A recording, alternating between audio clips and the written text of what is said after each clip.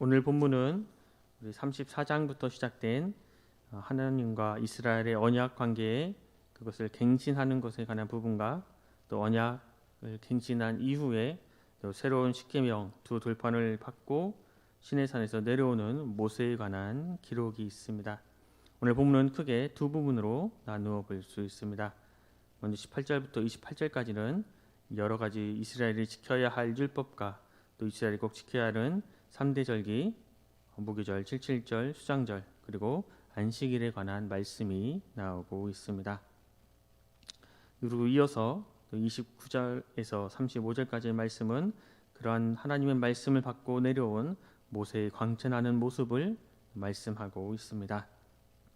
오늘 본문 18절 말씀을 함께 읽겠습니다. 18절 말씀입니다. 너는 무교절을 지키되 내가 내게 명령한 대로 아비멀 그 절기에 이래 동안 무교병을 먹으라. 이는 내가 아비멀의 애굽에서 나왔음이니라. 본절에서 아비멀의 절기를 지키라고 하나님께서는 말씀하고 계십니다. 여기서 중요한 것은 절기를 지키라 하는 것이 아니라 그 절기를 지키기 위해 그 애굽에서 나왔다는 것, 절기를 지킬 만한 그 이유와 근거가 있다는 말씀입니다. 바로 하나님께서 이스라엘을 애굽에서 나오게 해 주셨습니다. 만약 하나님께서 그 이스라엘을 나오게 하시지 않았다면 하나님은 절기를 지키라 말씀하실 수 없고 또 이스라엘 또한 절기를 지킬 아무런 이유가 없는 것입니다. 그런데 하나님께서 이스라엘을 애굽에서 나오게 하셨기에 이스라엘은 절기를 지킬 만한 이유가 생기고 또 하나님께서는 이스라엘 백성들에게 절기를 지키라 명령하시는 것입니다. 이처럼 무교절은 출애굽을 기억하는 기간입니다. 그래서 6월절 다음 날부터 일주일간 지킵니다. 아비멀은 우리가 쓰는 양력으로는 3월에서 4월 정도입니다. 이 기간 동안은 누룩이 없는 빵을 먹고 또 출애굽의 긴박성을 기억하며 또 하나님 앞에서 부패 없는 삶을 살 것, 또 하나님의 구원의 은혜와 구원의 역사하심을 되새기는 기간이었습니다. 그런데 하나님께서는 유교절이 아니라 무교절을 지키라 말씀하셨습니다. 그것은 절기의 의미를 살펴보면 알 수가 있습니다. 6월절은 하나님의 구원을 의미하는 날입니다. 그리고 무교절은 그 구원을 받은 성도가 이 땅에서 살아갈 모습을 말씀하고 있습니다. 바로 그것은 거룩함입니다. 무교절의 의미는 거룩함인 것입니다. 6월절은 은혜로 이루어진 하나님의 구원을 보여주고 있다면 무교절은 그 하나님의 구원을 받은 성도가 어떻게 살아가야 하는지, 어떻게 거룩한 모습으로 살아가야 하는지를 보여주고 있는 것입니다. 무교절 지키는 대표적인 모습은 바로 무교병, 누룩이 없는 빵을 먹는 것과 또 쓴 나물을 먹는 것입니다. 쓴 나물은 애굽에서 종되었던 그 삶을 생각하고 또 동시에 예수 그리스도의 고난을 상징하는 것입니다. 또 무교병은 누룩을 제거한 빵입니다. 누룩을 보면 성경에서는 죄악을 상징하고 있습니다. 복음서에 등장하는 예수님의 말씀, 또 고린도전서에 등장하는 말씀들은 누룩이 죄악을 상징한다고 말씀하고 있습니다. 그래서 무교병을 먹는다는 것은 죄를 제거함을 의미하고 또 생명의 빵이 되시는 예수님을 의미하고 있습니다. 결국 무교절을 지킨다는 것은 예수 그리스도의 고난에 동참하고 또 죄 없으신 예수 그리스도 안에서 세상과 구별되는 거룩한 성도의 모습을 살아가는 것을 의미하고 있습니다. 구원받은 성도가 우리가 거룩함을 지켜가는 것이 마땅히 해야 할 삶의 본분인 것을 우리에게 알려주고 있습니다.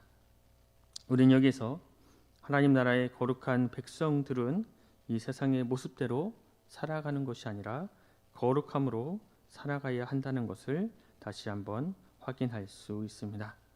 이 거룩함이라는 것은 그저 삶의 다른 태도가 아니라 고난으로 보여주신, 우리에게 친히 보여주신 예수 그리스도의 그 순종과 겸손의 모습을 본받고 또 세상의 죄악을 따르지 않고 생명의 주인 되시는 예수 그리스도로 말미암아 살아가는 삶이라는 것을 우리는 기억하고 깨닫고 그러한 모습으로 살아가야 합니다. 그리고 이러한 모습은 바로 하나님 나라의 거룩한 백성의 모습으로 우리에게 분명히 요구되는 삶의 모습이요 삶의 태도인 것입니다. 하나님께서는 내가 거룩하니 너희도 거룩하라 말씀하셨습니다. 이 말씀은 하나님의 이 명령은 시간과 장소가 상관없이 오늘 우리에게도 똑같이 요구되고 똑같이 선포되고 있는 하나님의 말씀이요 하나님의 명령인 것입니다. 오늘도 우리는 하나님의 언약의 백성으로 하나님 나라의 거룩한 백성으로 예수 그리스도를 깊이 의지하고 또 신뢰함으로 살아있는 신앙의 모습으로 거룩한 모습으로 오늘 하루를 살아가는 우리 모두가 될 수 있기를 간절히 소망합니다. 이어서 우리 19절 20절 말씀을 또 함께 읽겠습니다. 19절 20절 말씀입니다. 모든 첫 태생은 다 내 것이며 내 가축의 모든 처음 난 수컷인 양도 다 그리하며 나귀의 첫 새끼는 어린 양으로 대속할 것이요 그렇게 하지 아니하려면 그 목을 꺾을 것이며 내 아들 중 장자는 다 대속할지며 빈손으로 내 얼굴을 보지 말지니라. 19절에서 하나님께서는 다 하나님의 것이라고 말씀하고 계십니다. 하나님께서 그것은 다 내 것이다, 다 하나님의 것이라고 말씀하시는 것은 우리들에겐 참으로 은혜요 복된 말씀입니다. 이것은 하나님께서 소유권을 주장하시는 것이 아니고 또 하나님 것이니까 다 내 것이니까 모두 다 내놓으라고 요구하는 것이 아닙니다. 하나님께서 그거 모든 것들은 다 내 것이요 다 하나님 것이라 말씀하시는 것은 바로 그것들에 대해서 책임을 지시겠다는 의미입니다. 하나님의 것이니까 바로 하나님께서 책임을 지시는 것입니다. 바로 땅이 하나님의 것이기에 하나님께서는 때에 맞는 이른 비와 늦은 비를 제공하시고 또 모든 계절에 따라 과실을 맺게 해 주십니다. 또 인간에 대해서도 너희는 내 것이라 말씀하셨습니다. 그래서 하나님께서는 인간을 사랑하시고 책임져 주고 계십니다. 우리 인간이 범죄하여 죄인이 되기까지 떨어지니까 하나님께서는 성육신 하셔서 우리를 구원해 주셨습니다. 그리고 성령으로 내주하셔서 영원토록 우리들을 지금까지 인도해 주고 계십니다. 바로 하나님께서는 우리를 사랑하시고 우리 것이라 말씀하셨기에 우리 사람들을, 우리 인간들을 책임져 주고 계시는 것입니다.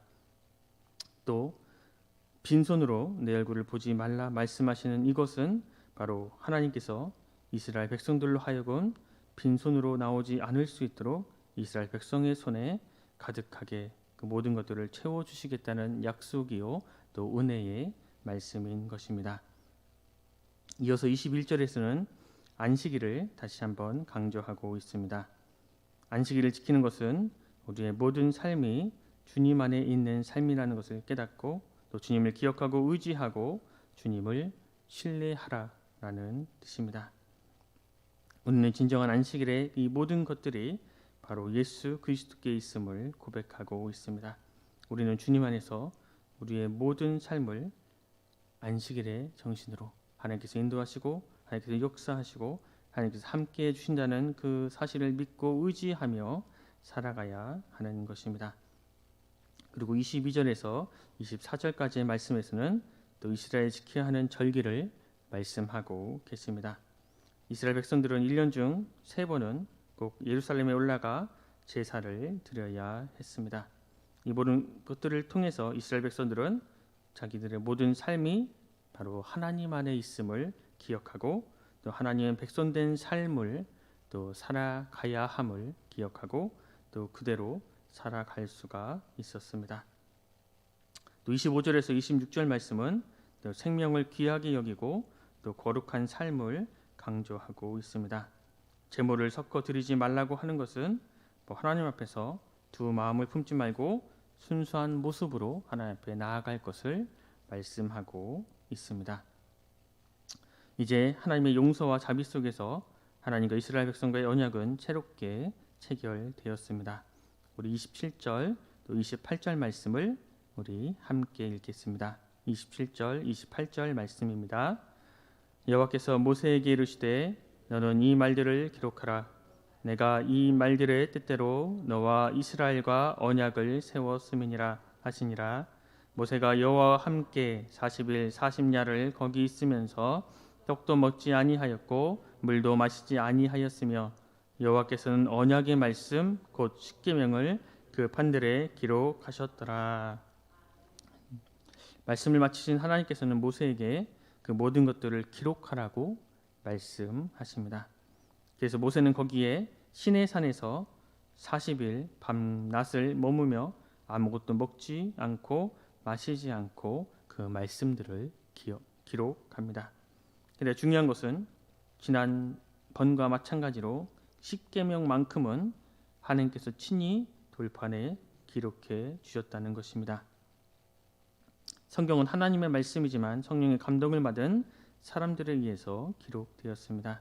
그런데 십계명만큼은 2번씩이나 하나님께서 직접 돌판에 새겨 주셨습니다. 그만큼 십계명이 하나님의 백성들에게는 절대적인 하나님의 명령이라는 것입니다. 이런 십계명은 시간을 뛰어넘어 오늘 우리에게도 기억되어야 할, 지켜야 할 말씀입니다.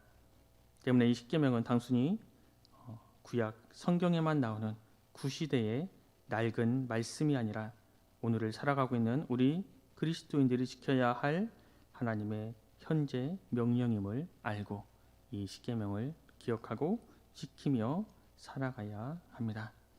끝으로 29절에서 35절 말씀을 보면 모세가 이제 시내산에서 내려왔습니다. 그때에 그의 얼굴에 광채가 났다고 말씀하고 있습니다. 그래서 사람들은 그 얼굴을 보고 가까이 가기를 두려워하였습니다. 그것은 하나님의 말씀을 가까이 한 자에게 드러나는 놀라운 경외감이었습니다. 모세 그 자체가 스스로가 영광스러운 것이 아니라 바로 하나님의 영광이, 하나님의 말씀이 그와 함께함을 보여주고 있는 것입니다. 하나님께 온전히 붙잡힌 자는, 하나님의 말씀을 온전히 지키는 자는 하나님의 영광이 드러남을 우리는 이 말씀을 통해서 알 수 있습니다. 이 모세의 말씀은, 이 모든 하나님의 말씀은 바로 예수 그리스도로 인해서 완성되었습니다.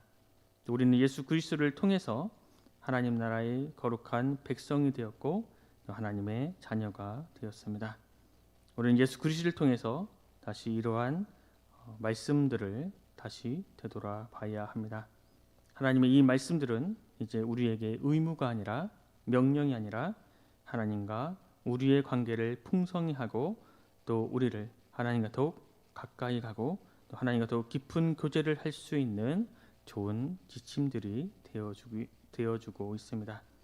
때문에 단순히 이 문자를 그대로 지키는 것을 넘어서 이 말씀에 담긴 이 정신을 우리는 깊이 바라고 깨닫고 이 말씀대로 기쁘고 즐거운 마음으로 살아가야 하는 것입니다.